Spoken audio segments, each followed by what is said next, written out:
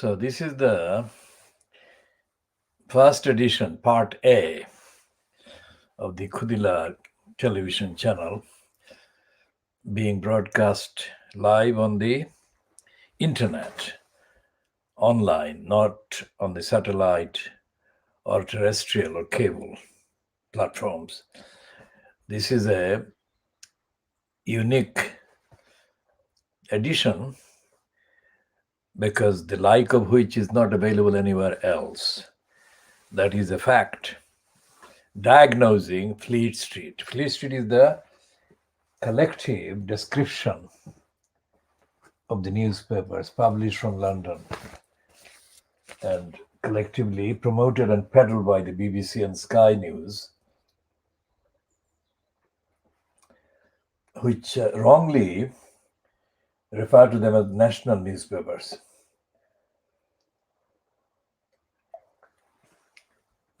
Not national at all. And we're going to diagnose these papers starting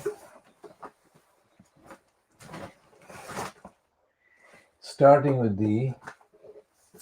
the cartoon in today's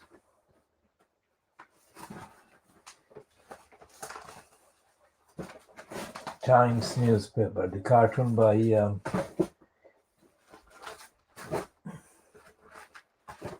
Peter Brooks. The cartoon by Peter Brooks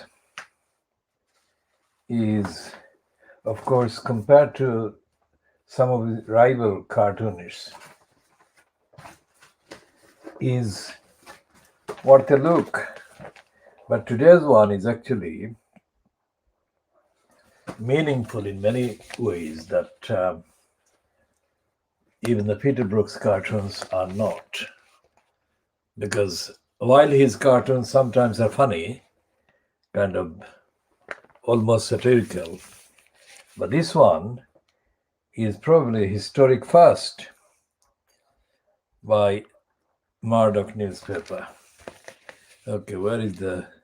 Well, that's where it is. So we shall put that cartoon on the Khoodeelaar Twitter account, so you can look at the actual full extent of it.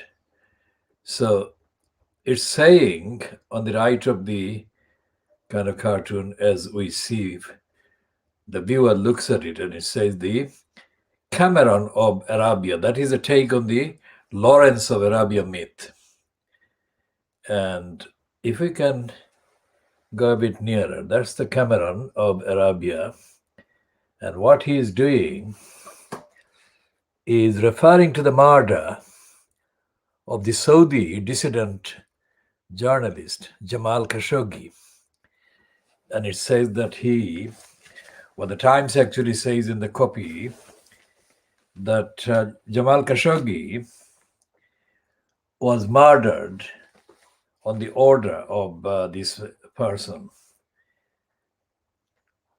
who is the so-called crown prince, who is now riding on the camel. And the camel's face is Cameron. So he's riding on the back of David Cameron, the Prime Minister of the UK. Now we have diagnosed factually, evidentially, and consistently throughout the last almost 10 years since Cameron got in and was kept in place, installed in the post of the Cameron was the post holder in the post of so-called Prime Minister. And he was kept there by the corrupt collusion, that is condemn collusion. The condemn it sounds the same, and it is intended to sound the same, but the spelling is con as in cons and dem as in Lib Dems. And the criminal alliance that kept Cameron in place was made possible by the liar Nick Clegg. Nick Clegg, now lying for Facebook and Zuckerberg, who has paid Nick Clegg more money than Clegg could ever imagine. And that is worth the payment, because the service that Nick Clegg is performing for Mark Zuckerberg is priceless. He's spying on the British and the others, and he's feeding information, all the information that Nick Clegg had access to, both as an MP and then as the so-called deputy to David Cameron, from the May 2010 until the so-called election in 2015. And so Peter Brooks is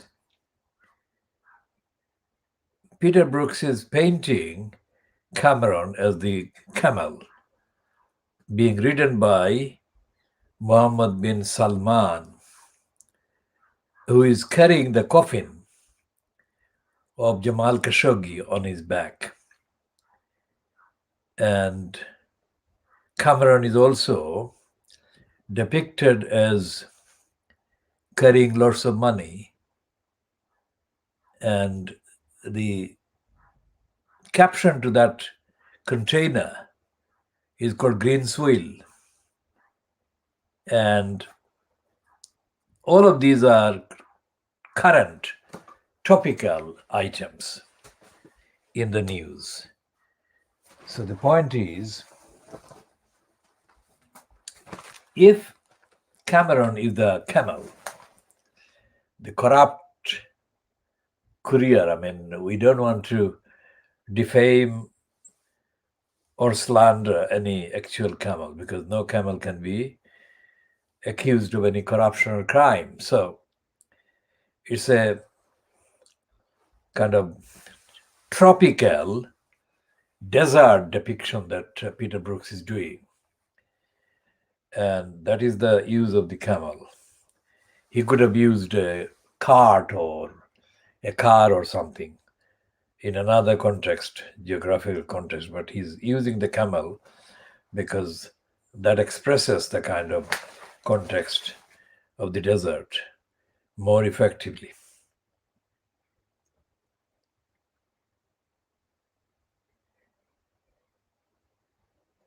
And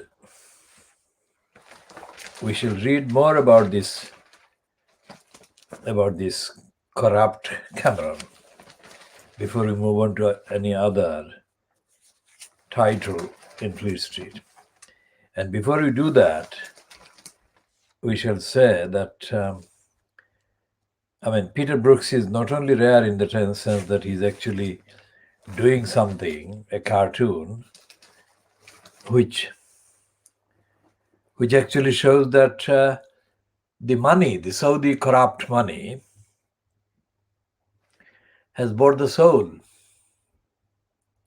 of David Cameron. And that says a lot.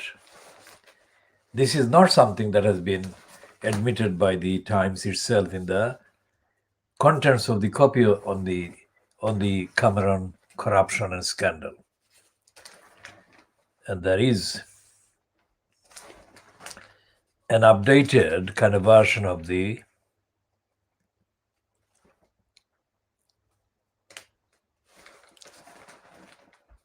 role that Cameron has been playing as the one who has sold his soul and has been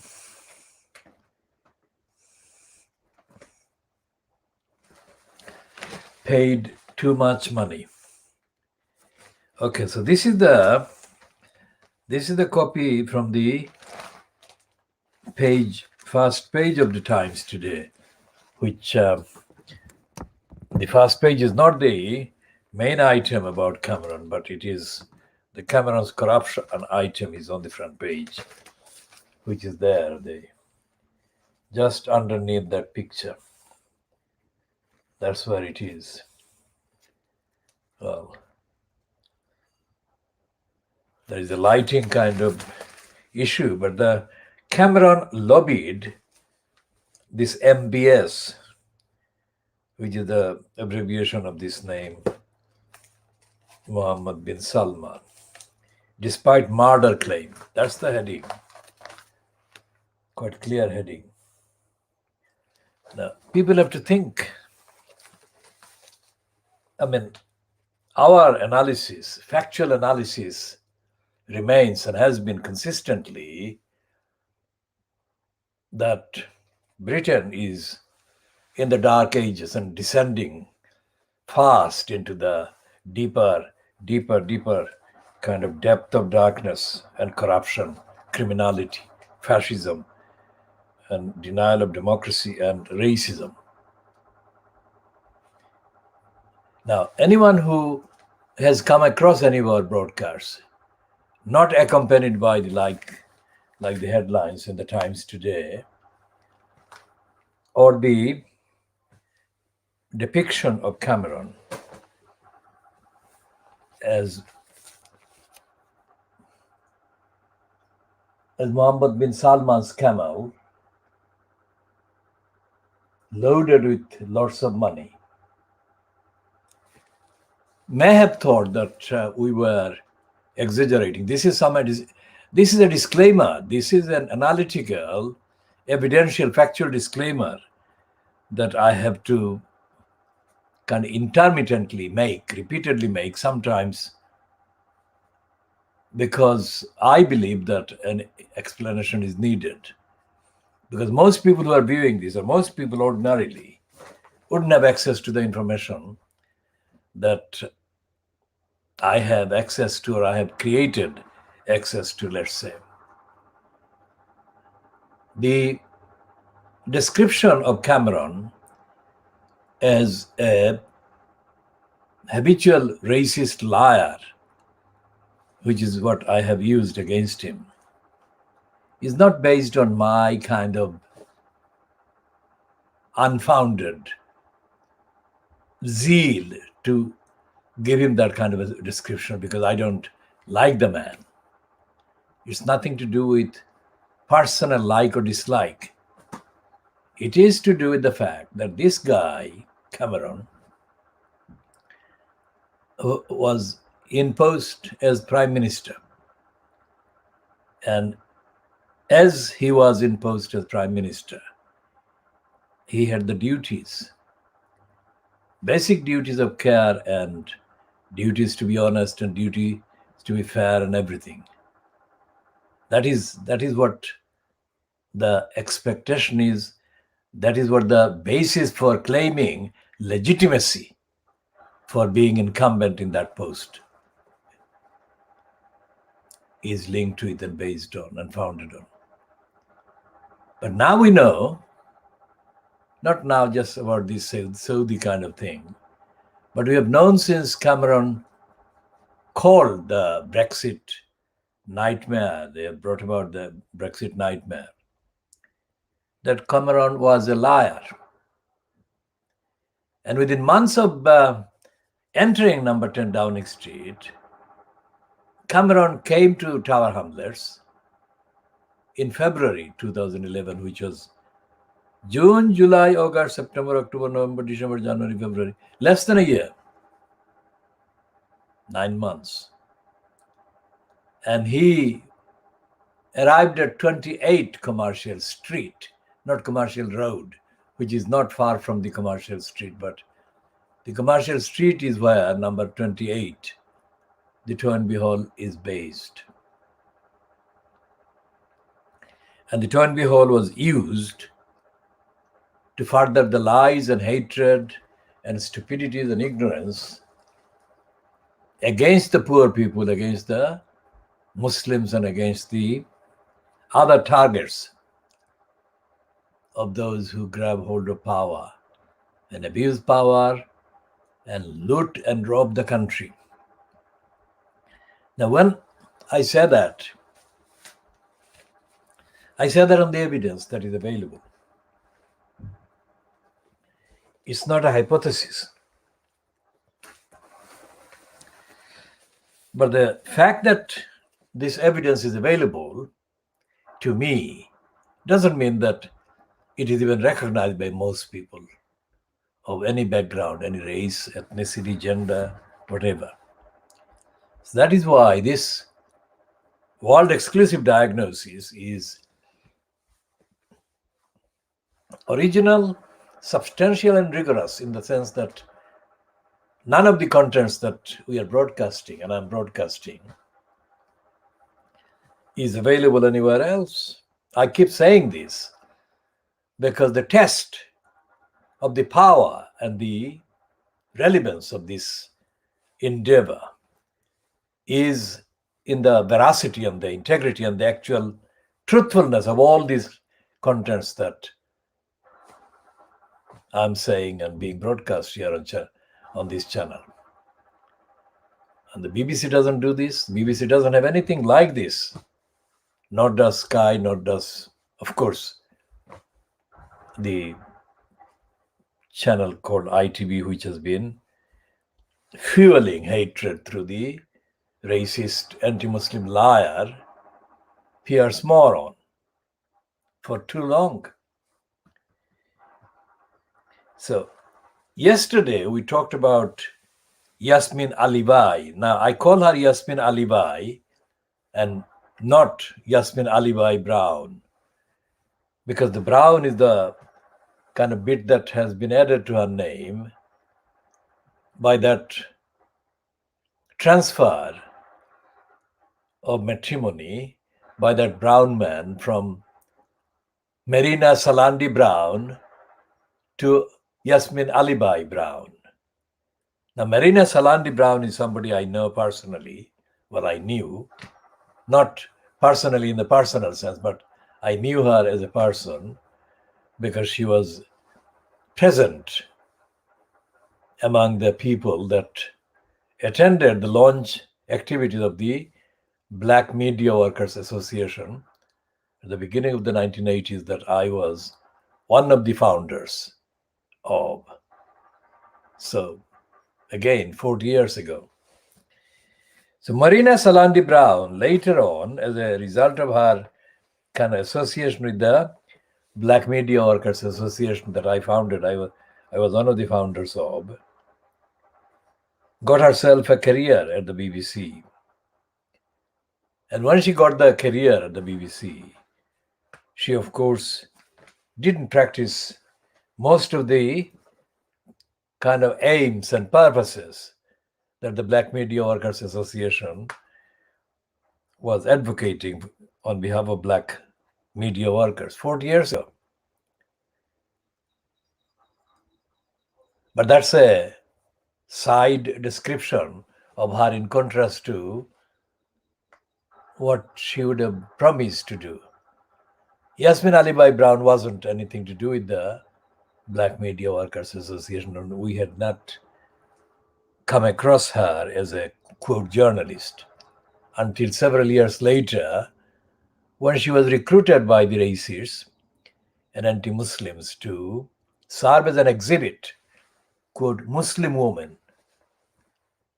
And that was the effective kind of selling point for them to propagate anti-Muslim hatred and peddle the lies and inventions that another Muslim writer, another very suspicious, dodgy Muslim writer, Saitan Rushdie, had been paid to package and pack.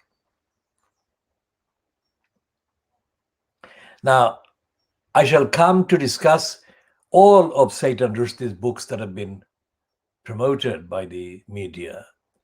And I would do the same thing with Freak Dondi, who criminally kind of parasited himself around the Bangladeshi community in Brick Lane and wrote several kind of quote books and got some television things, including a defamatory 2 scripts that he broadcast.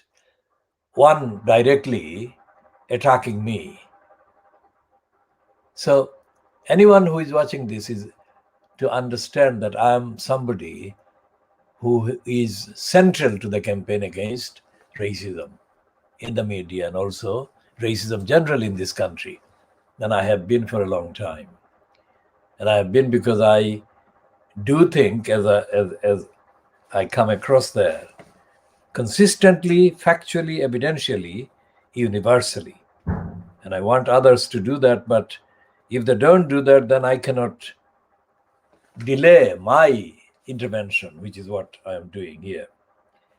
Now, this piece about Cameron defying the warning that he should not associate himself with Mohammed bin Salman, because Salman had been, this MBS so-called had been publicly accused of ordering the murder of Jamal Khashoggi. Now, this is something that Fleet Street has not tackled until this thing about Cameron lobbying for another company came out for something else. So they're linking Cameron's dodgy and corrupt behavior and his proximity with MBS of Saudi Arabia is not coming because the media suddenly become aware of their duties to uphold the rights of the victims of the likes of MBS, or to uphold the democratic and human rights of Muslims in Britain and anywhere else who are being persecuted or denied service and denied equality and access. So what the Times is saying, apparently against Cameron's role, is not honest. The heading is Cameron lobbied MBS despite murder claim. Now, it has to be read in order to be understood fully and appreciated fully. Oliver Wright, policy editor, writes this. This is something unprecedented. They have not accused a former, let alone a current British Prime Minister, of anything like this in the past. And they could have said a lot of things against the role that Tony Blair played in the genocide and the massacres of the Afghans and the Iraqis and other Muslims. But they didn't. And they still don't. Now, this paragraph is absolutely significant and telling and stunning. David Cameron went on a desert camping trip to lobby Mohammed bin Salman only months after the Saudi Crown Prince, that is Mohammed bin Salman, ordered the murder of the journalist Jamal Khashoggi. Now, there is no quotation marks, so there is no distancing. I mean, this policy editor, Oliver Wright, is not distancing himself from the contents of the paragraph. So he is personally saying that Mohammed bin Salman ordered the murder of the journalist Jamal Khashoggi. Is not saying that somebody else has said that. That paragraph, they may say that somebody else has said that or another source has said that later. But in that paragraph, it is direct assertion that Jamal Khashoggi was murdered on the order of bin Salman. The next paragraph says Cameron was invited on the trip in his role as a paid advisor. Notice what Cameron is being described as. Cameron was invited on the trip in his role as a paid advisor and lobbyist for the billionaire Australian financier Lex Greensill, whose company Greensill Capital collapsed this month. So that collapse is what has prompted and triggered, let's say, these connections that the Times and other Fleet Street and mainstream British media are making. They would love to not have to make that kind of connection, but they are left with hardly any choice because big business is bigger than Cameron or Boris Johnson or Tony Blair. So let's look at this. At the time of the trip, early last year, notice this. This is absolutely shocking recognition of something else, and I'll explain why it is shocking. At the time of the trip early last year, a United Nations report had already found credible links between the Crown Prince and the murder of Khashoggi in October 2018. The United Nations does exist, but the British media, Fleet Street, and British politicians don't recognize the United Nations. And this is the shocking thing. They should be, but they don't. And the fact that they don't has 90% to do with the fact that they don't want to uphold the various principles of the United Nations, various agreements and treaties and charters and conventions, which are signed formally by the British state.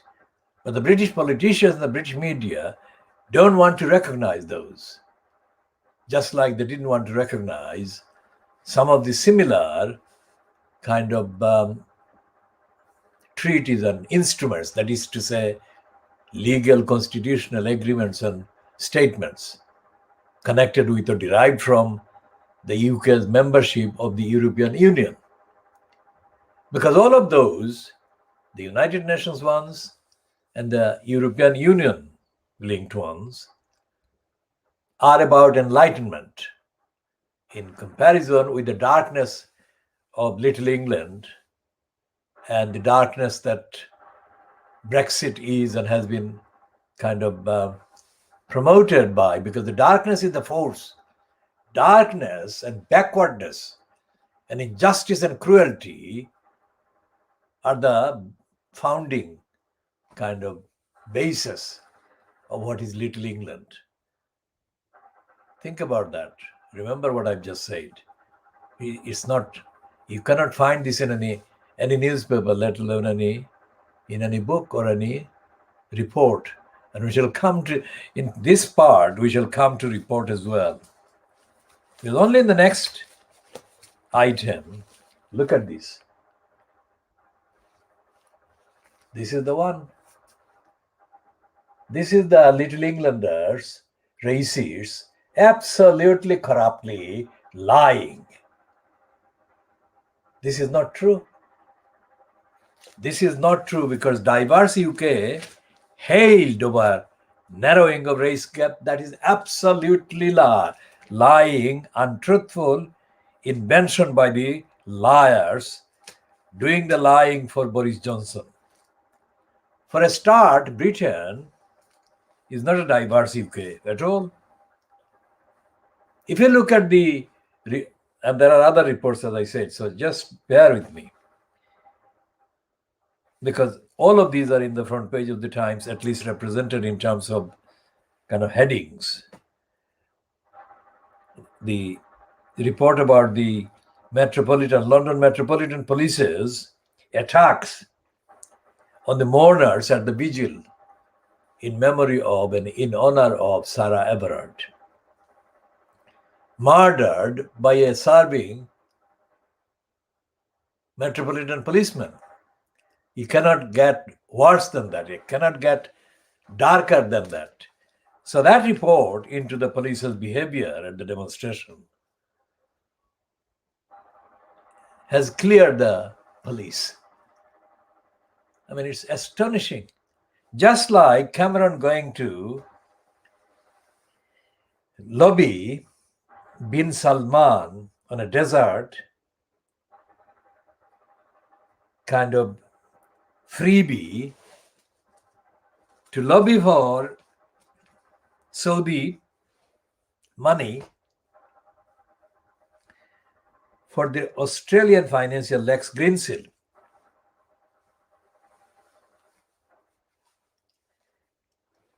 So that's one side. The other is the diverse report, which is the That diverse report is that word diverse and its derivative, the diversity.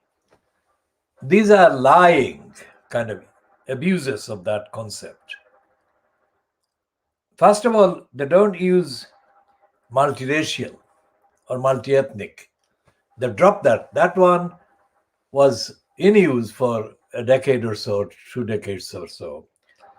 But because of the role played by nephew Tom, Trevor Terrible Peelips, and other mental slaves that the racists recruited and deployed over decades to deny racism in Britain, they have dropped the use of the multiple, multi-ethnic or multiracial Britain. And when they were using it at the beginning, I was one of the main opponents of that because I said, they're saying it, but it's not multiracial. It is a racist. So I'm not changing my position because the evidence hasn't changed for the better, let's say. So when they replaced that with the diverse or diversity, they didn't actually replace the practice of racism, racist kind of segregation. Because racist segregation has been ongoing right from the beginning and right from the time of August 1947, when they so-called allegedly left the subcontinent and gave up the so-called Raj. When I say so-called, viewers are asked to kind of consider that as a condition. That what I'm saying is so-called, by adding so-called, means that whatever the expression is, diversity or so-called diversity, has to be treated as not being straightforward and normally, acceptably expressed, if you like, as the evidence suggests that there is contradiction, conflict, denial, and lack of substance, and lack of sincerity, and all the rest of it in the actual behavior that is under reference. So they said that diverse UK hailed over narrowing of race gap. The UK is not diverse for start because communities that exist in mainly the main urban centers like London, Birmingham, to a lesser extent Manchester, and as you approach the demographically smaller kind of cities and urban centers, diversity is not what you find. You find parts of those centers, including London, where people from, let's say, Pakistani origin people, you can find in London. Significant numbers of them you can find in the London Borough of Newham. And Bangladeshi origin people you can find significant numbers in next door Tower Hamlets. And the Indian origin people, the counterparts of the Bangladeshis and the Pakistanis separately, of course, you find in the West London Borough of Ealing. For example, not exclusively in Ealing, but significantly in the Ealing Borough, where Southall is the place which is identified as being the center of the borough, where most of the people are from India or Indian background. Now, India is, of course, itself made up of many nations and many ethnicities. But here we are referring to the main state, the Federation of India, a part of which is the Indian Punjab, and a lot of people in the Southall area are from the Punjab, but not all of them. But there are other parts of London, other boroughs of the 32 London boroughs in London that have people from both India, various parts of India, and from Bangladesh and Pakistan. But the significant numbers of people from India are to be found in Ealing, in South. And as I said, in Newham, Pakistanis and Bangladeshis, but Indians are as well available in Newham. And Bangladeshis in the main, from the subcontinent, that is, to be found in Tar hamlets and in other parts of the country as well. What these presences are undeniable evidence that Britain is not a diverse society. Because the reason why these people have been settling in that kind of number in any part of this country is not about their wanting to be kind of not neighbors to the so-called indigenous white people, but because they cannot be sure that they will be safe if they lived individually next door to white people. And there have been so many factors, the decisions about housing, allocation, and everything else, about jobs, all of these factors have forced these communities to look for safety in numbers against racist attack and hostility by living next to one another or living as close to other fellow Bangladeshis or other fellow Indians or other fellow Pakistanis as possible. Remember? So that is why it is absolutely absurd to call Britain a diverse society. It's not. And every day, every single day of the last 11 years, calendar years, let's say, since the Conservatives were given the power by the racist idiot Gordon Brown, because the election of 2010, May 2010, general election of May 2010, was lost by the idiocies of Gordon Brown and the corruption and the lack of accountability and the war crimes by the Tony Blair. Because although the racists don't mind the war crimes against Muslims, the fact that the war criminal Tony Blair actually discredited his legitimacy helped the general commentary and narrative against the Labour government that the Conservatives needed. Remember what I'm saying? And everything I say is fact-based, fact-checked. So I don't say anything for decoration. And the purpose of this, as well as everything else that this campaign does or this movement does, and I have been doing and I do, is to enlighten, to inform, and to universally educate anyone watching. It's not a career move. I don't need a career. I never needed a career in the conventional sense. I've always been engaged in looking for the evidence and asserting the evidence and the findings. And this is today's Times newspaper is lying on all three counts. It is appearing to be telling the truth, but it is lying because, and I shall go over these three headings and three topics again. This item about the police being cleared and the politicians being criticized over the police attacks on the peaceful vigil and the misrepresentation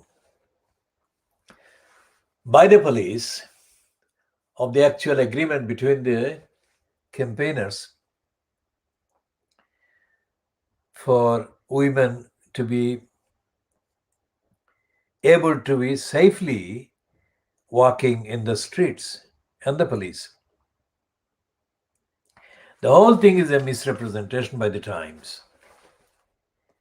Because what it is doing, it thinks that saying politicians are criticized, but the police are praised. It is so untruthful on every count that it needs to be completely dispelled. And I'm going to do that.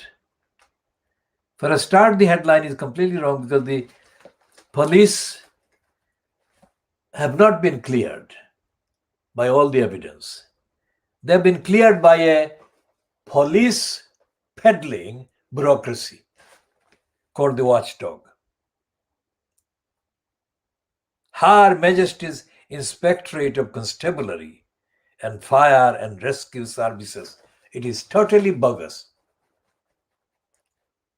It is totally bogus and corrupt and unaccountable and untruthful. Because the people who have been attacked by the police, including this young woman, Patsy Stevenson, whose photograph of her being held down by policemen, has been circulated right across the world, at least among the franchise members that buy the kind of media materials that one was a part of. And this young person was held down by the police for no reason at all. So there is a thing about the kind of playground bullies. This girl was being bullied by the police to alert others or alarm others or to intimidate others. She wasn't breaking the law, and she wasn't threatening anyone, and she was not putting anyone at risk of catching the COVID-19 virus.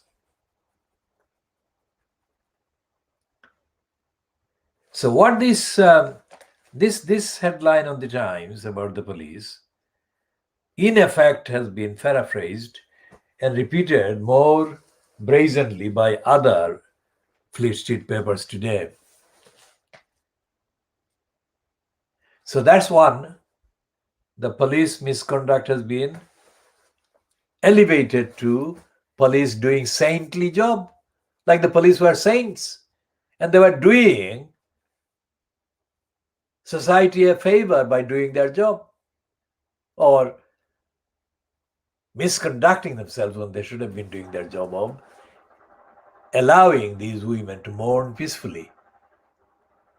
The woman who had been murdered for just walking in the streets of London from her friend's place to her home. It is not policing by consent. And it is not going to be helping society generally or police persons if the police are not subjected to democratic, ethical, rigorous, and continuous audit and accountability and transparency.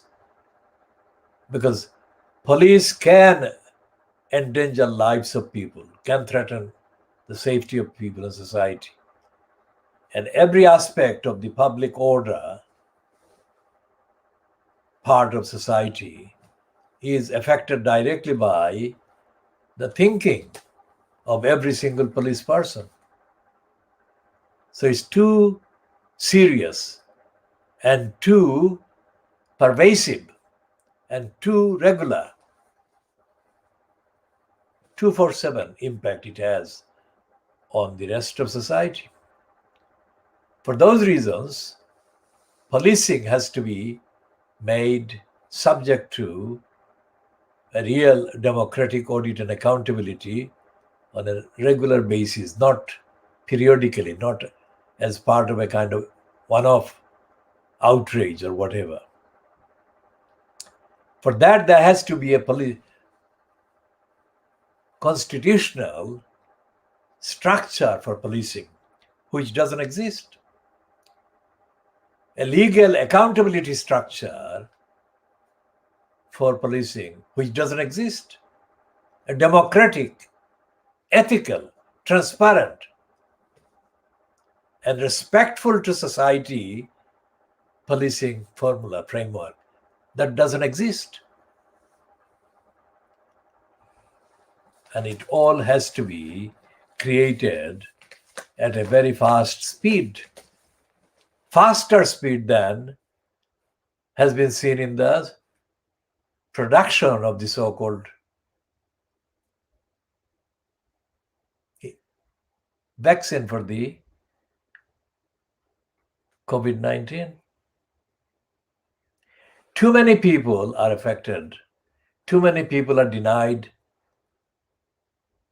what is theoretically, what is in the slogan claimed to be available, that is police service.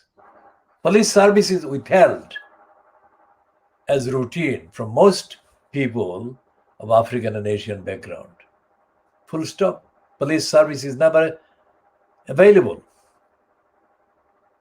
And this is not something that is treated as absolutely outrageously unacceptable and racist. But this is racist. Because the police are not subject to the parliamentary kind of scrutiny that doesn't exist anyway on anything. Parliament has routine committees for scrutinizing various departments, but it really doesn't scrutinize. So that's the point. And when the kind of nearest scrutineering committee, the Home Affairs Committee, was chaired, or let's say plagued by the chair, Keith Slees Vaz. He never ever addressed the issues that I'm raising here. And Vaz is a proven liar. So the other people in the committee, the Home Affairs Committee, which Slees Vaz plagued for too long as chair, they were as bad as him. Notice what I'm saying. So the members of parliament who had the theoretical notional remit to look at the police, examine the police behavior, and that was the committee called the Home Affairs Select Committee, failed to do any of the things that have been overdue for too long. And it failed over all these years through which Keith Slees was chaired that committee. And there is no other committee in the House of Commons that is remotely linked with the actual examination of the evidence of the behavior of the police, let alone of the evidence of the consequences of police behavior. Now, since Slees was forced to give up and ceased to be an MP following serial aggravated kind of acts of sleaze and corruption by him,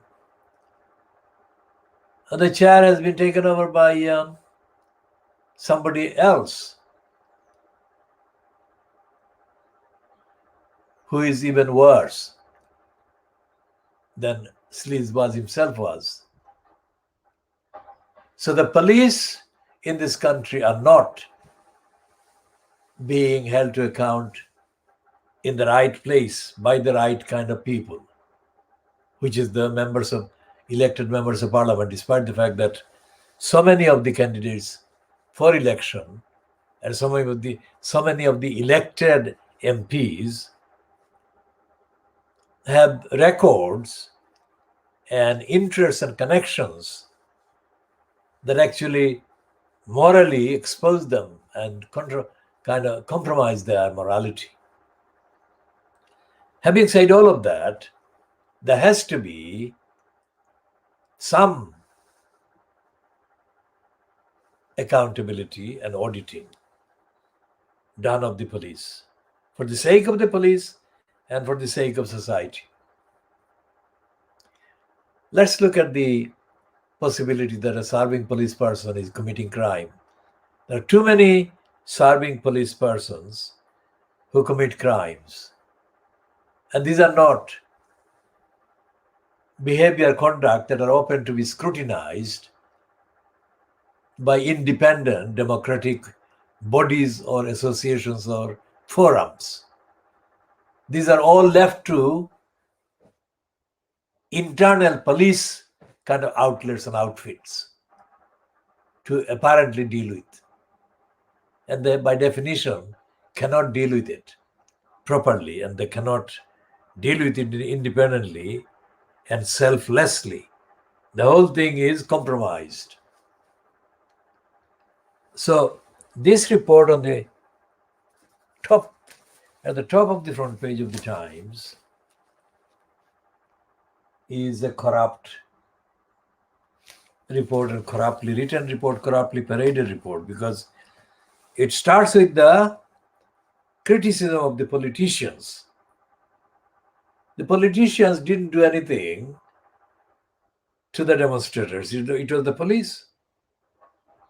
The politicians only echoed the outrage that actual victims of the police misconduct had been expressing after the or during the actual misconduct on the demonstration. So it is factually completely, absolutely wrong of the Times to put the politicians ahead of the police in this coverage of the cover-up of the report. And this report, as it says, is by Her Majesty's Inspectorate of Constabulary and Fire and Rescue Services. Now, this is unbelievable, because the Times is saying that Her Majesty's Inspectorate of Constabulary, etc., condemn the chorus of public figures who attacked the Metropolitan Police after the arrest of female protesters in Clapham Common. This is worse than what is happening in China, or what's happening in Putin's Russia. If the public figures didn't reflect concern and condemnation of the police attacking women protesters, then surely there is no right to protest, there is no morality anymore in Britain. That all of these things have been banned already by the fronter of the fascist regime, that is Boris Johnson. Think about this. So we're not reading all the rest of the piece, but this is just the front page. So they've got 3 pieces on the front page of the Times.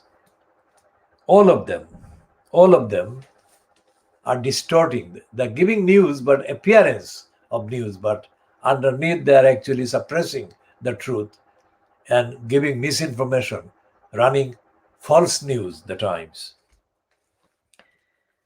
As I said about diversity doesn't exist. And we go back to the actual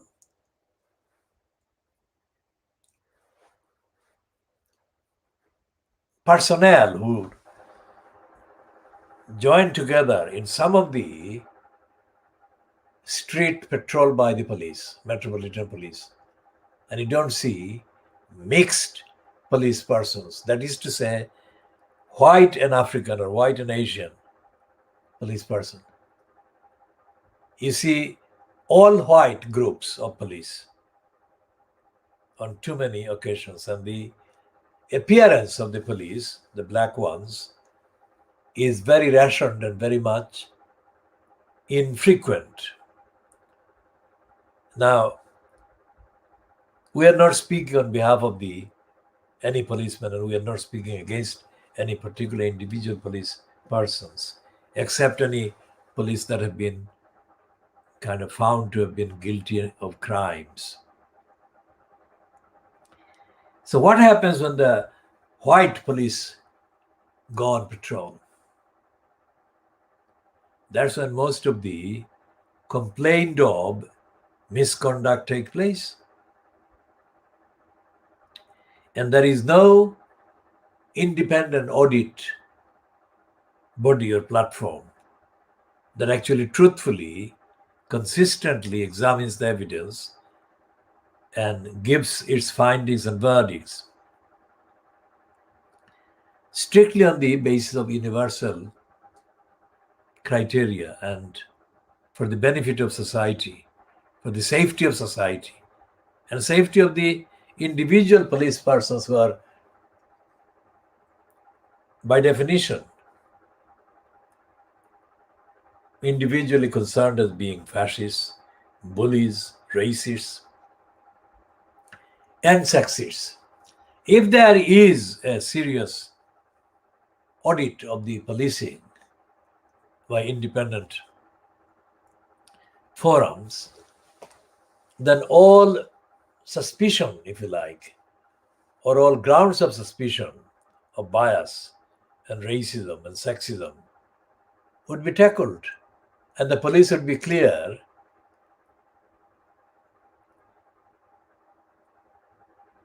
that no vested interest is active in the giving of the opinion or the findings. And that would enhance the credibility of the police vis-a-vis the rest of society. But that is not available now. There is no likelihood that in the near future police will be audited and held to account. And the longer it is not done, it is denied or delayed, the less likely it is that police will be trusted by the ordinary public. The actual consent, the consent will become eroded to a point where police will become direct targets of direct retaliation, as the police have been claiming has been happening in places like Bristol. But there will be far more kind of incidents of hostility and confrontations between the police and the democracy campaigners, let's say, defenders of democracy against police state, which is what is effectively being operated now. There is a police state that no criticism of police misconduct is allowed.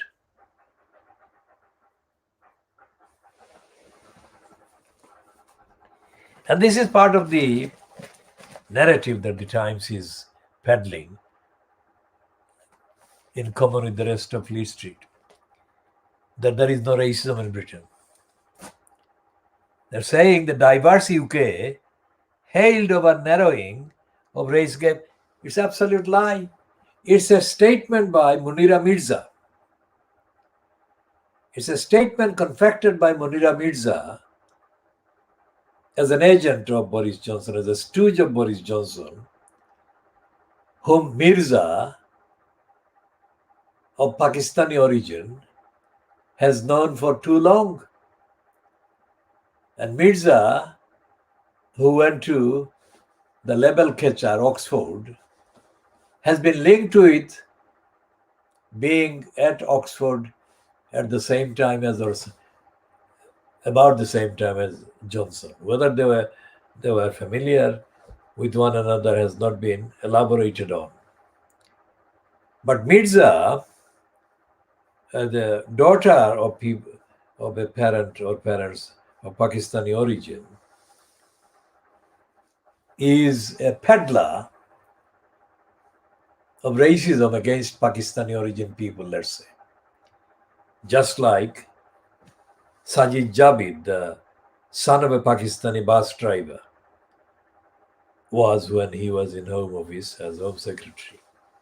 And his biggest notoriety is attached to the fact that he snatched the British by birth citizenship from Shamima Begum. So we talk about Shamima Begum now. As we have said, Shamima Begum, as she is now, age 21 plus, is not the main purpose of the campaign for justice for these girls and for Shamima Begum, for the refusal of service, refusal of legally owed duty to protect them and safeguard these children by the London Borough of Tower Hamlets Council, which, as one of the boroughs, had the duties to safeguard children. And as I said before, the list of things that need to be done to comply with the duty of safeguarding children, that list is not available, for the simple reason that every situation, every kind of crisis or every issue faced by children needing safeguarding differs from the other incident or incidents. So it's a flexible list. It's not a confined list. It's not a limited list. Anything that on the facts needs to be done to safeguard the safety of the child and the children is included. So when these children were children up to the age of 19, let's say,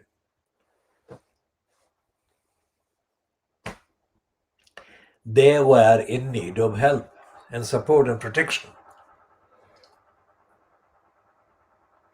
And the need of support, help, and protection had existed for another few years before that. I've said this before, but I'm repeating this contextually in order to make sure that anyone watching this for the first time or anyone who has watched this before but was not able to concentrate on the facts can get another kind of chance to get the facts. And the facts are that these children were children when they were targeted. And we now know that at least one of them, Sharmina Begum, was comprehensively targeted and manipulated by two women called the Sisters Forum, based at the East London Mosque in Whitechapel in the London Borough of Tower Hamlets. Now, if this was happening, then the safeguarding children duty administrators and duty performers in the London Borough of Tower Hamlets Council should have been aware at the time, and they should have put an end to that brainwashing and grooming program. And they didn't.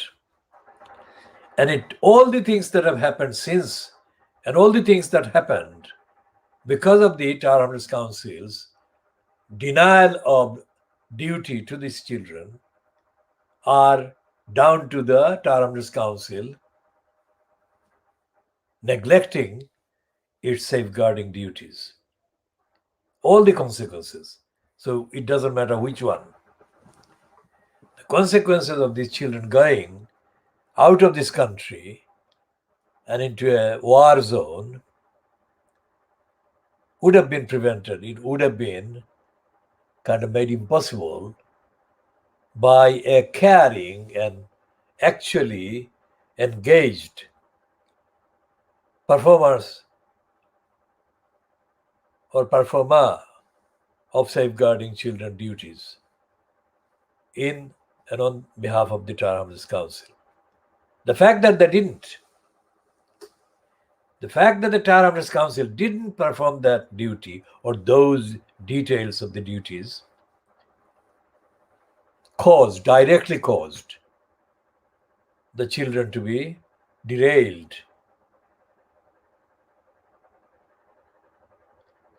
and to be engaged in further complicated issues, both during the rest of their childhood and also now, 2 years or so since they ceased to be children. Think about this. We are looking at the root cause and we have identified the main sources of the negligence. Now, there are reports about Shamima Begum having told a documentary maker that one of the reasons why she went to Syria, remember, we are only referring to published sources. We have no contact with Shamima Begum or any of her biological relations or any of her friends or anybody. We are not in contact with any of them. What we are relying on is publicly assertable facts and accessible facts. And the main central fact is that Tower Hamlets Council was duty bound to protect these children when they were children. And the Tower Hamlets Council didn't. And therefore the Tower Hamlets Council's failure is directly linked with the events that followed and have followed. So we are saying that any possibility that these children would go anywhere near anything that would take them away from their home and into a dangerous, risky place should have been immediately, comprehensively dealt with by the London Borough of Tower Hamlets Council as part of the council's funded program or duties to safeguard children. Think about what I'm saying.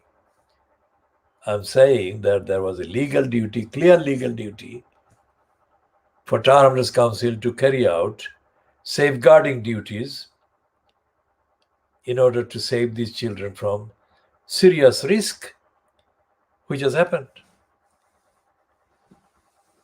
Because the council neglected its safeguarding duties to the children.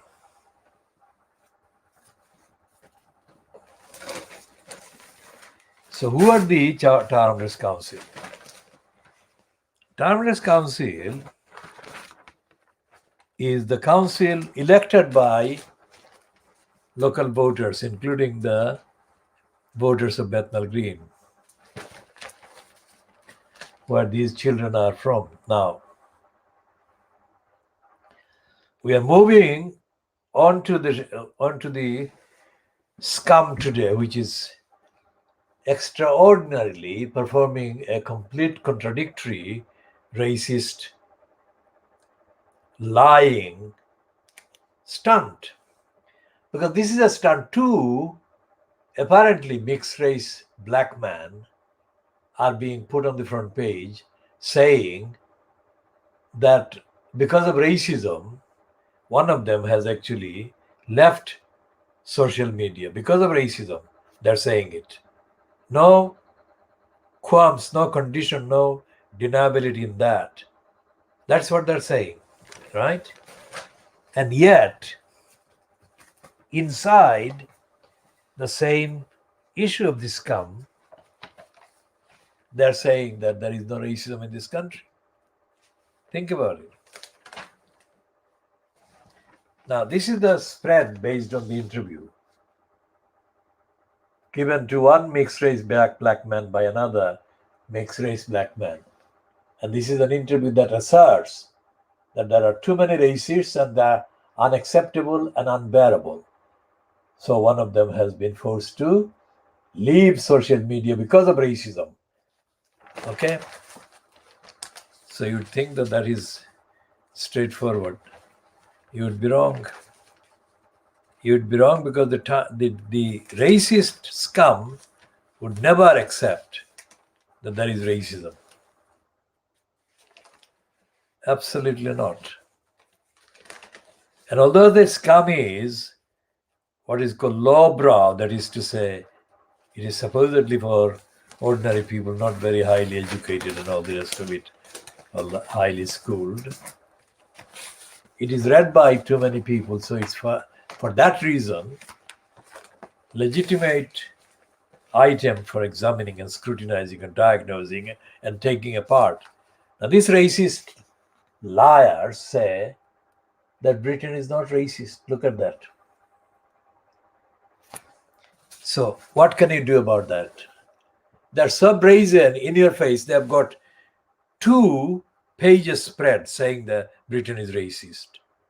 And then they're editorially saying, no, there is no racism in Britain. So what do?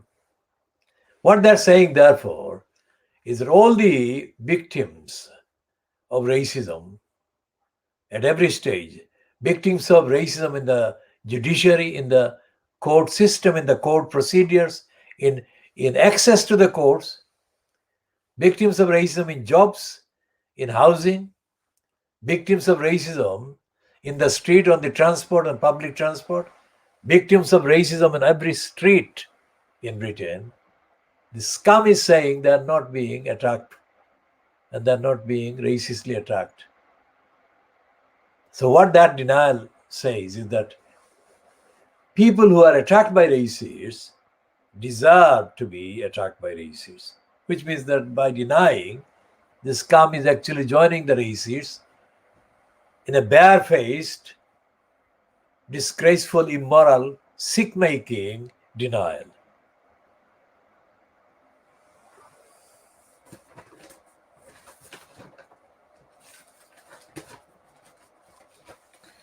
And then there is this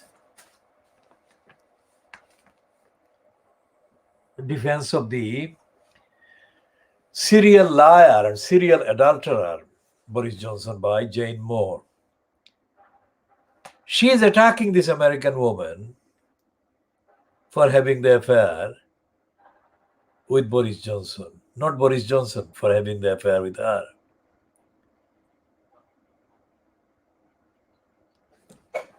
Because at all times, all material times during the so-called affair, Johnson has been married.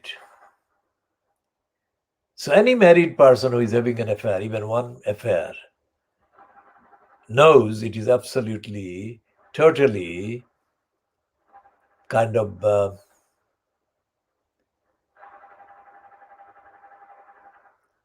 difficult situation, let's say.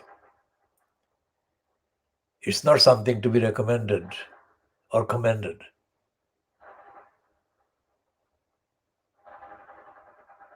And Boris Johnson has been a habitual, ritual kind of adulterer. But the details of his adultery with Jennifer R. Curry are not the only things that are embarrassing and evidence of his unfitness. The fact that he was abusing his relationship with her for stealing public money to give to her, that is effectively what happened. For abusing the public kind of access and giving access to her when that was completely in conflict of interest and totally unacceptable and not to be commended for the benefit of the society. All of those things are wrong, and none of those things are accepted as being wrong by the stupid, lying Jane Moore. She is accusing Jennifer R. Curry of having gone into the affair without realizing that it would not last. Why should the onus be on Jennifer R. Curry that the affair would not last? And even if she didn't think that it would not last, I mean, what is the crime in that? The crime, if any, is in the affair itself, not whether it will last or not. That is not either here or there. So what I'm showing here is that the entirety of the corrupt, dirty digger enterprise, the scum and the Times newspapers, are dedicated to shoring up the lying cons. And currently the lying con is, of course, the main one is Boris Johnson, and everything he does wrong, they are distorting whole kind of events to blame other people for the wrongs and misconduct and illegality and the criminality of Boris Johnson. Think about these facts I'm saying. And if they say that there is some wrong in Boris Johnson behavior in one particular, then they reverse it in the next moment and next sentence by saying somebody else was to blame for his wrongs and wrongdoings.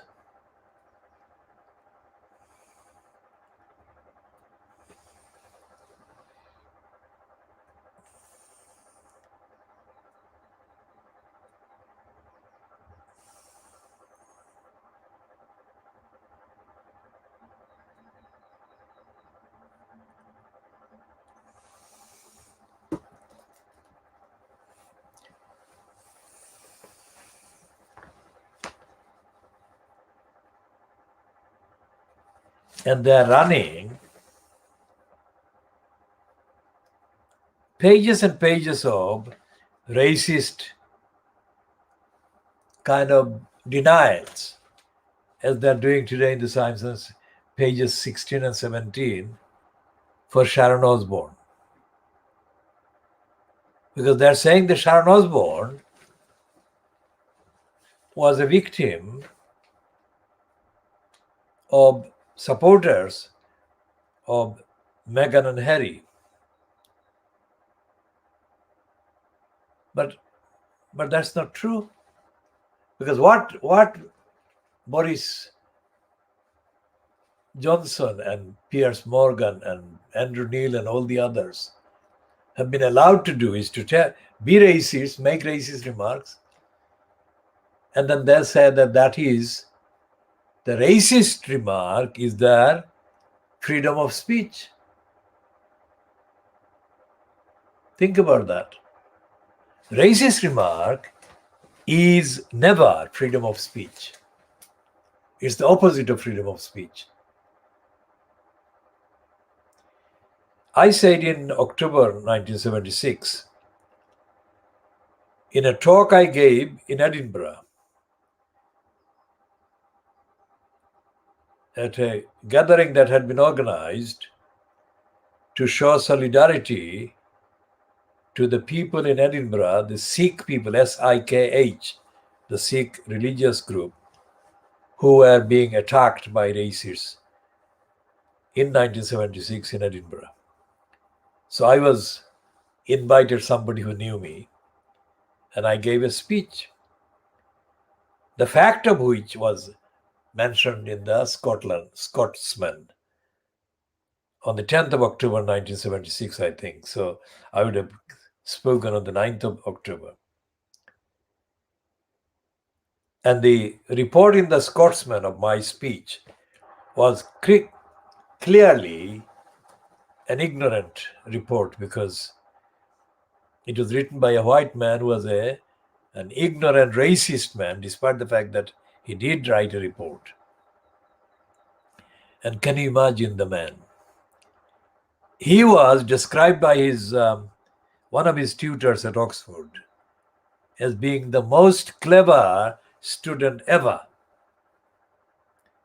And this clever student ever, also went to Eton College. So for him to get my speech so wrong as he did, as evident in the copy that he published in the Scotsman on, I think, 10th of October 1976, summed it up all those years ago. And that stupidity and ignorance and racist backwardness of journalism persists today.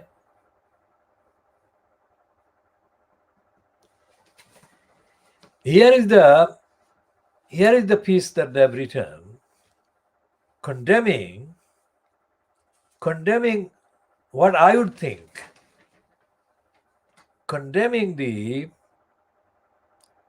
spokesperson and advocate for care and respect for the victims of mental health.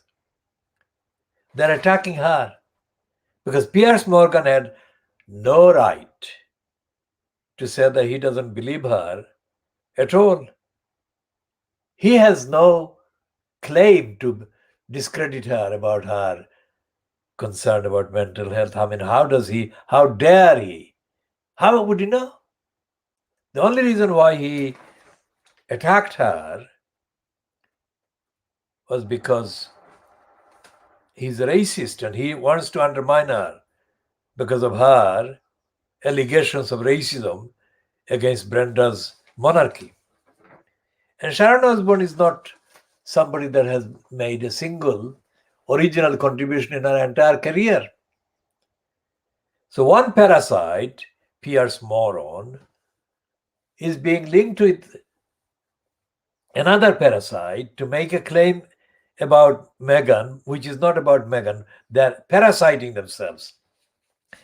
Because the fact is that Sharon Osbourne is having problems with the CBS for some time because she's not good. So they really made it clear to her that she was no good, really. So she had to go. So how does she go? She doesn't want to go based on her inadequacy and lack of skills and qualities. She has to say that she's a heroine. She is Mrs. Outspoken, who is a martyr, along with Piers Moron, for their racism. She is a racist, as is Moron, and the two racists asserting the right to dismiss the very serious issues of mental health raised by Meghan Markle.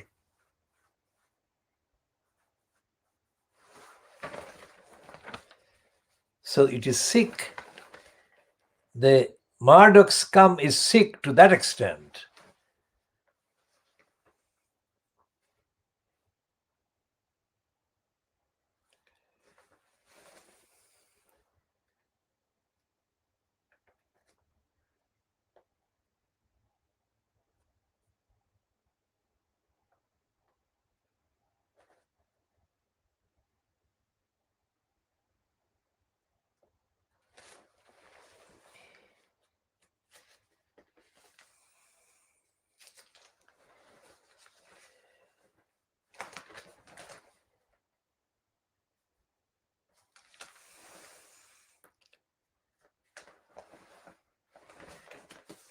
And so for a minute we go back to the Times and look at the contradictions there, perpetuating there.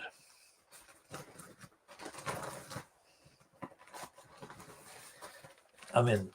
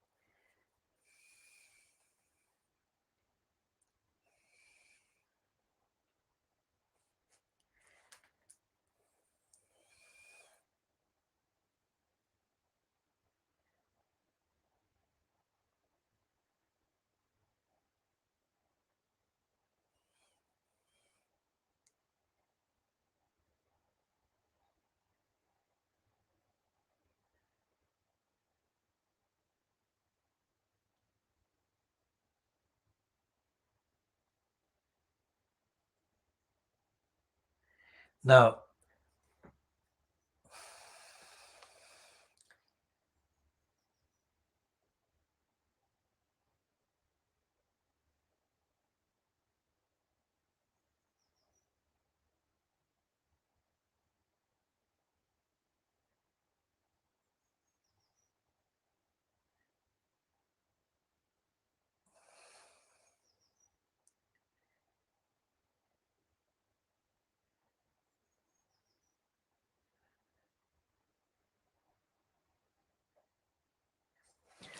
the report about the Munira Mirza report is kind of peddled by tagging it to a corrupt, self-seeking idiot that was given a column by the Vice newspaper when it was founded. And his name is Tony Sewell. The contribution that Sewell is making is very similar to the contribution made by Trevor Terrible Phillips, because it is saying that the claims that UK is institutionally racist are not founded. I mean, if you look at the picture of Tony Sewell, he is very dark, and just like Trevor Terrible Phillips. And what these two dark-skinned exhibits have been useful for is that when they are put before any audience, the fact that they're very dark-skinned is noticeable. And dark-skinned people coming out with Macaulayite servitude and denial actually confound the truth and destroy the chance to pinpoint the existence of racism. Too many dark-skinned people have been found historically or on the facts to be too servile to the racist masters, mistresses, and kind of controllers. And Tony Sewell is one of them. The reason is that they compensate with too much kind of distortion of the truth by coming across as being too loyal and too grateful.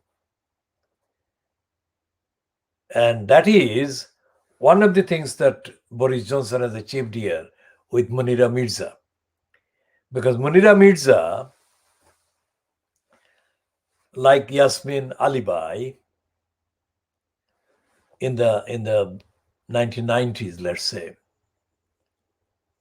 is now serving as a quote Muslim woman to retail some of the most poisonous anti-Muslim ideas and slogans and lines. I mean, the same role that was played by Samira Ahmed, who was initially recruited by Channel 4, and then she found her way into the BBC later.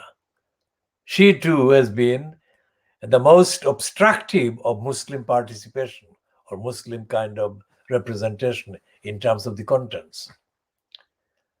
And Cart Barling, who for many years appeared on the BBC television channel, BBC London outlet, lost his job to a more servile black person and is now posturing as a kind of expert on racism. Now, his expertise is not as brazen and as corrupt as Munira Mirza's or Tony Sewell's or Trevor Terrible Phillips. His one is a kind of cagey, opportunistic balancing act. So, for example, in his contribution that he started recently in the last few days, I think yesterday, maybe, or 2 days ago, on the Press Gazette online, mentions the two bodies to do with Muslim communities, Council of Mosque and another body, as authorities or authoritative sources about the rise of anti-Muslim racism and hatred. But in quoting them, he gets the facts wrong, as they do, because they both follow their so-called racist kind of targets of criticism, they follow their language, they follow their terminology. And the terminology, which is telling and central in this context, is to be found in the word Islamophobia. Now, Islamophobia is a conjunct. That is to say, it's a word made up of two words or two concepts, two terms, Islam and phobia. You add Islam and phobia together and you find Islamophobia. Now, phobia, of course, means fear. Now, the meaning of Islam in the Arabic is peace. So, if you say that Islam is fear, then it is not Islam at all, is it? I mean, even the beginning in the concept, you are distorting and denying. So, people say that, say, for example, Tommy Robinson. To these people, like Kurt Barling, Tommy Robinson would be an Islamophobe. That is to say, he would attack Muslims. And the act of his attacking Muslims would be describable as being Islamophobic. And any individual person who is Islamophobic is, of course, in the structure to be called an Islamophobe, one who fears Islam. Think about this. I'm taking it stage by stage. If somebody is afraid of Islam, then you cannot accuse them of being against Islam, can you? And yet this is what these people who say that Tommy Robinson and other anti-Muslim people are being Islamophobic by attacking Muslims. Because if Islam is to be feared, then it is understandable, at least, that somebody is entitled to fear Islam and therefore say or do things that distance Islam from them or they from Islam. So the word that should be using is not Islamophobic, but anti-Islamic. Anti-Islamic or anti-Muslim, which they don't use, but they should use. So that's a linguistic lesson there about how so-called opponents of anti-Islamic racism end up endorsing anti-Islamic rhetoric and language themselves, thus defeating the purpose of opposing anti-Muslim and anti-Islamic attacks. Think about that. And the Guardian, as I said, is descending into darkness every single day. I mean, it completely eliminates the existence of the concept of fascism, sexism, male violence against women. These are not terms that the Guardian wants to use. So it becomes banal, completely plastic. Look at this headline. Police vigil. Okay, police vigil behavior cleared by report. It doesn't refer to police attack on women, police attack on democracy protesters, police attack on peaceful demonstration. None of those. So it becomes completely banal and meaningless, devoid of substance. That one, that is the one.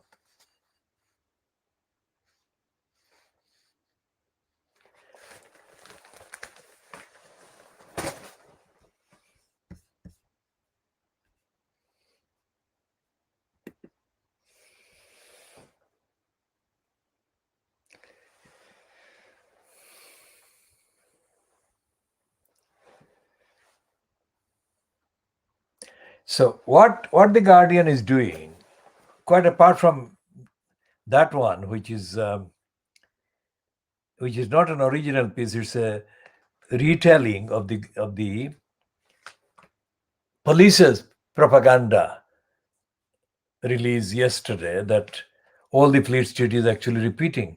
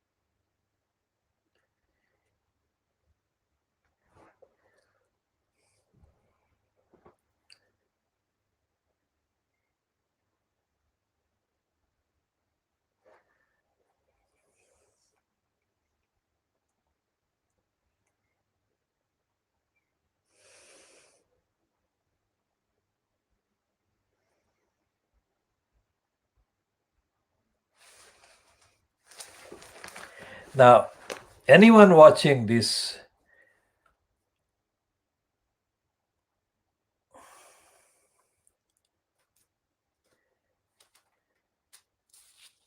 program and the movement, familiar with the movement over any significant period, would know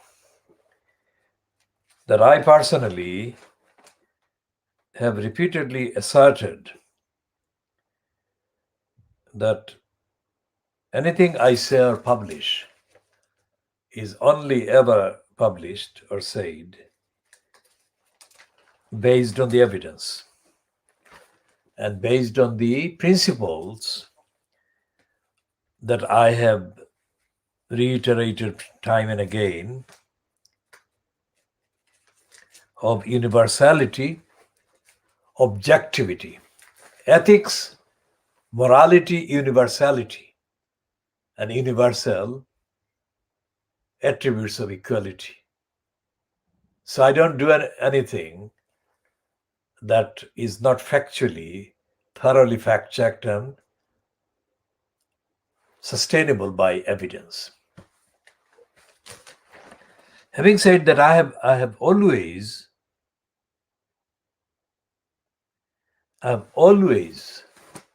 found that among the people of the African continent and Asian continent generally, and among the allegedly sophisticated ones, the careerists, there is a common thread of ignorance and stupidity.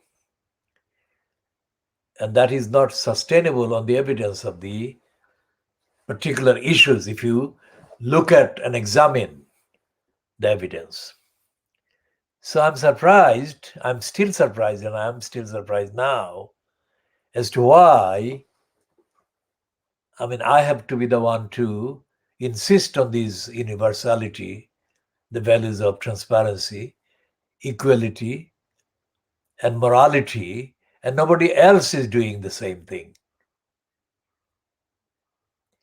And I conclude that because they've got personal interests or career interests or selfish purposes, that can be the only reason why they don't do what they should do, because the information that I find can be found by others as well. And the truth of many issues that I actually publish and publicize is not something that is secret. That is to say, the truth can be found by others if they wanted to look for the evidence. And yet there is no acknowledgement by any of them of the existence of the truth, except by me. So, when somebody like Peter Shore, the MP for one of the constituencies, Bethnal Green and Bow, let's say what is now Bethnal Green and Bow in Tower Hamlets, when in 1978, Peter Shore held a meeting in a room in the Toynbee Hall, with I would say about 10 or 15, mainly Bangladeshi men. And I arrived, and Peter Shore said to me that I was not invited to the meeting. I mean, for a start, I didn't need to attend that meeting, let's say. I only attended the meeting to see what Peter Shore was going to say.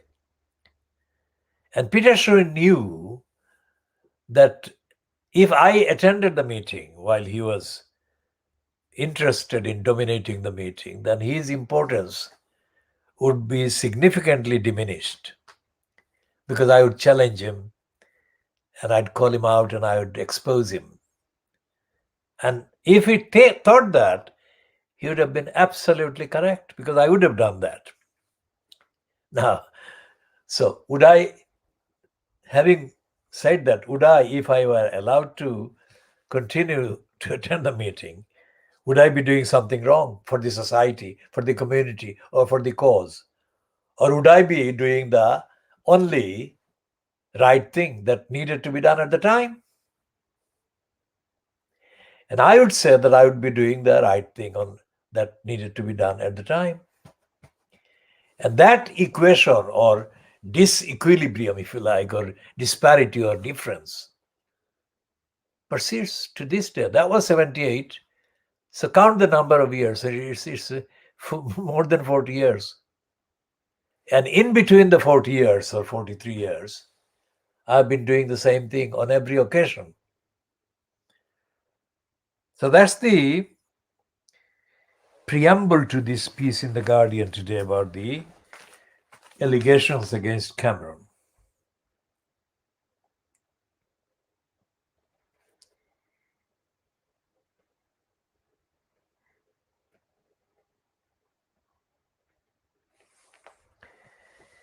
Because this quotation has been kind of published many times about Cameron recently. There is a far too cozy relationship between government, business, and money. That is what Cameron had said before he became Prime Minister.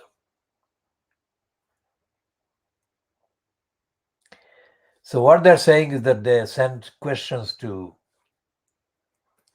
David Cameron,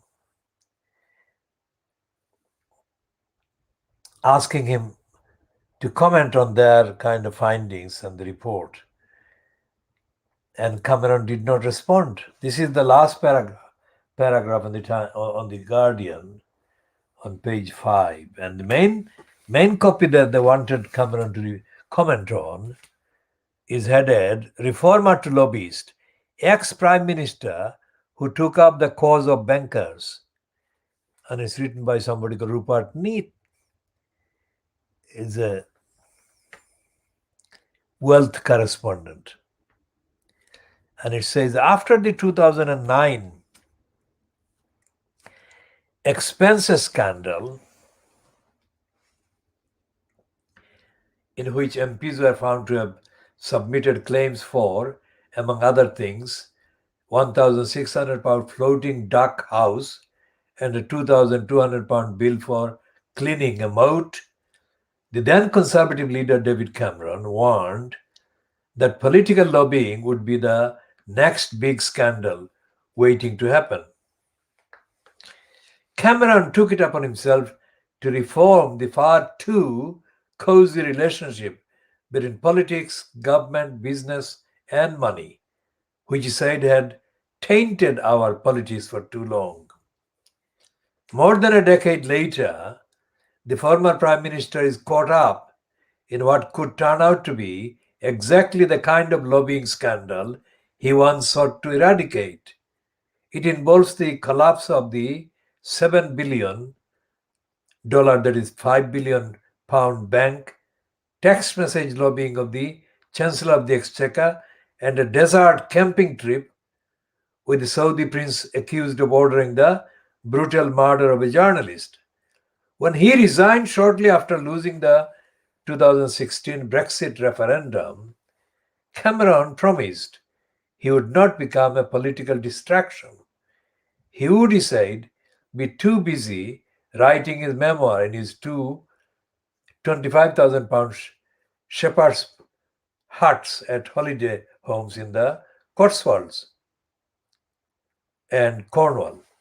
He also found time to squeeze in a little public speaking at a rate of 120,000 pounds an hour at the Washington Speakers Bureau.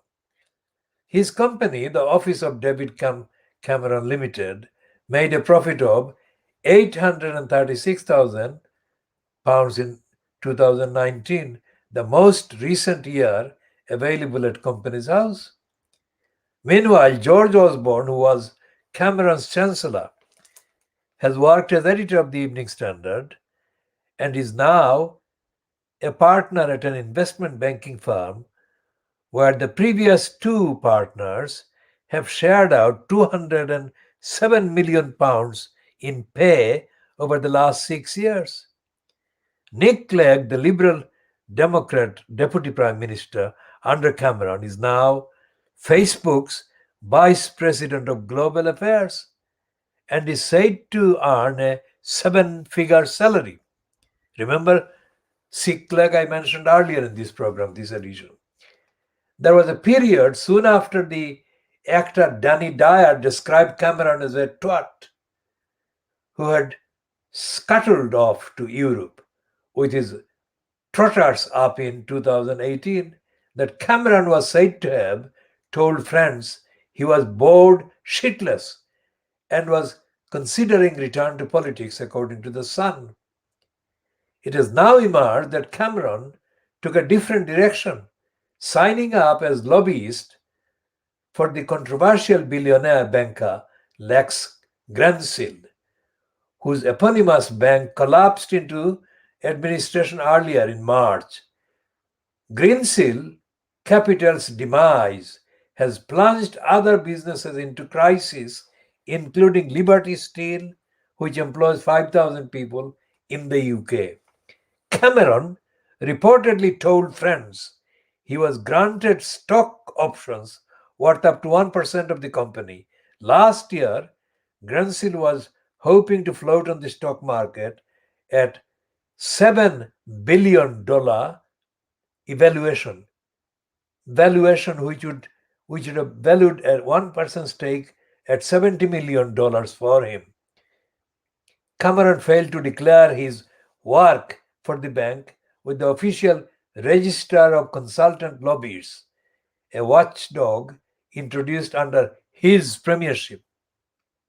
Cameron's work for Greensill has included lobbying the Chancellor and, according to the Financial Times, going camping in the desert with Lex Greensill and Mohammed bin Salman, the Saudi Crown Prince, who was found by the US authorities to have approved the 2018 murder of the Washington Post journalist Jamal Khashoggi.